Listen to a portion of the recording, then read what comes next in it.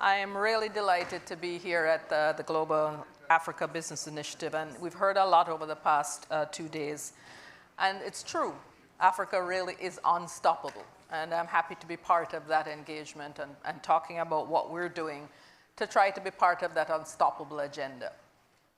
I want to talk today about something that's very important: women entrepreneurs, women in economic development, women's economic empowerment, and how critical that is as part of Africa's unstoppable agenda and unstoppable growth. Our She Trades flagship program is one that we launched 8 years ago, and we are present in 38 countries in Africa. We've set up She Trades hubs across the continent. We have used those as leverage to partner with private sector. We've also used them to build capacity, especially during COVID. And we have also been able to roll out new programs and assist women entrepreneurs in doing what they do best: create, look after communities, and become part of the global agenda. So let me talk first of all about setting the scene. I want to show you what the landscape looks like for women businesses throughout Africa. Then I want to talk to you about some of the highlights for She Trades initiatives work in Africa. And then partnerships, including how our collaboration with private corporations has allowed us to scale our offering. And lastly, 4 ways that you can partner with the She Trades to empower and champion women entrepreneurs. Let me start with a quick example. We've worked with Promain and Promade Limited from Nigeria to set up to tackle healthcare access challenges that many rural communities had. And this company has reached over 200 communities, serving 500,000 people. It's run by a woman, Opiolua Ashimi, and the company created the M-Care app with community healthcare workers in mind, all women who would be visiting people. The COVID-19 pandemic put this in jeopardy. So what we did is we worked with communities that needed the services most, and what they were able to do is to empower the women, and the staff took pay cuts so that they could afford to pay the stipends to the health workers. This is the kind of opportunity for them, not just to build capacity, but build resilience.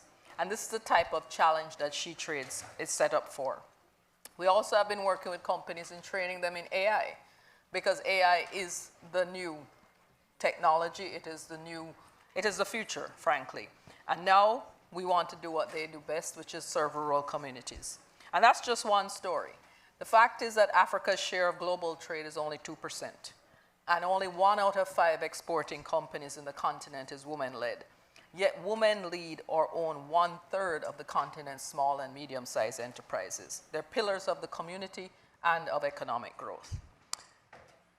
At ITC, we've also been scaling up our partnership, and as a result of that, we have 15,000 women entrepreneurs across 24 countries mastering their skills in e-commerce, public tenders, and government responsive public procurement.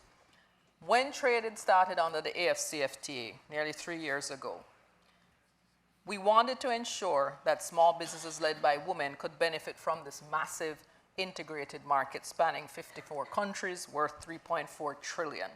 And this is an important goal, not just for She Trades, but for our One Trade Africa program, but it's not easy. What we've done is we've tried to amalgamate 100 African women business associations, and that has been able to exponentially provide coverage across the entire Africa. When we spoke with them, 7 of the 10 indicated that they had not been adequately involved in the AFCFTA process. And so it's important that they have a seat at the table, and that is part of the gender protocol. We've also been working with business associations and banks to ensure that they're able to provide the kind of access to women that is required. In addition to which, we've been working on blockchain, helping women utilize blockchain to carry out their sustainability standards in order to increase their capacity to export. We think that this is such an important aspect of what we do, and that's why we've also launched their She Trades hubs across the world.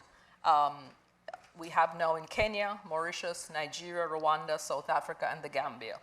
And these hubs actually team up with local organizations and enable them to, are we supposed to have some stuff flicking behind? Oh, it's there, sorry. Yes, this stuff here. But we're very excited because we believe that this provides a basis for us to continue to do more work. And we'd really like to see how we can work more with women on the ground to make this an unstoppable moment, to be part of the unstoppable agenda. We've worked, of course, also with UPS and Maersk in terms of enabling women to send send their goods once ordered online. And we've worked with SBM Bank in Kenya, Absa Bank, and Opportunity Bank in Uganda. And so this also enables it to be owned locally, and that's what's most important. What we don't believe in is what I call helicopter technical assistance.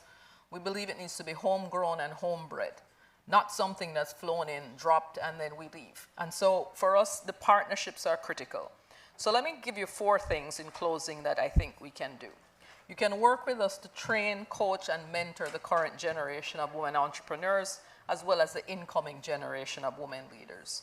You can invest in the projects so that we can reach more women and cover greater ground across the AFCFTA's countries.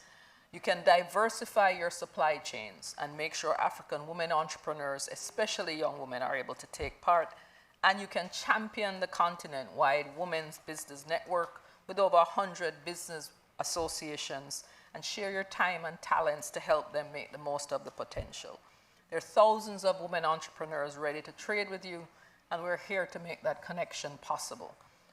With your help, we can make this a slam dunk for sustainable development and achieve the future we want. Thank you so much.